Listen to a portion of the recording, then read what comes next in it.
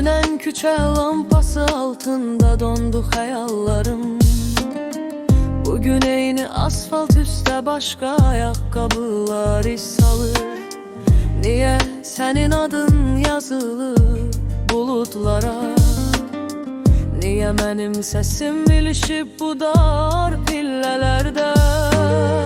Sənin cibində metal açarlar səkilərdə səslənir.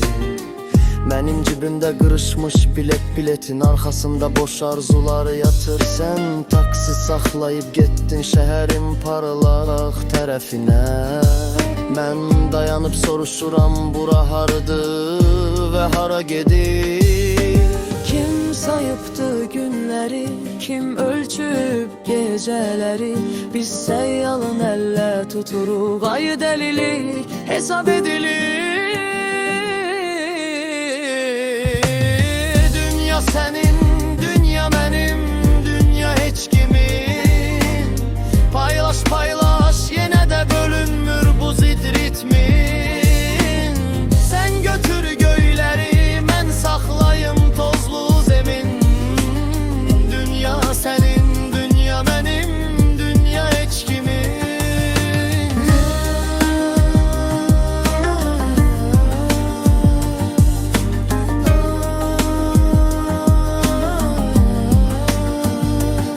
Bir qadın avtobusda çantasından çörək qoxusu çıxarır.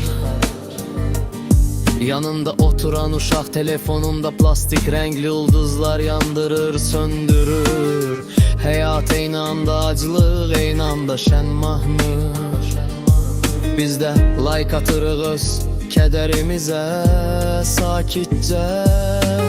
Hər şəkil poz verib susur alt, yazıda yalan gülüş. Hər status deyir mən haqlıyam, bəs kimidir bu səhvi gülüşsüz? Dünya sənin, dünya mənim, dünya heç kimin. Paylaş paylaş, yenə də bölünmür bu zid ritmim.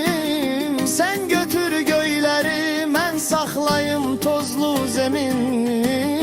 Dünya sənin, dünya mənim, dünya heç kimin. Dünya sənin, dünya mənim, dünya heç kimin.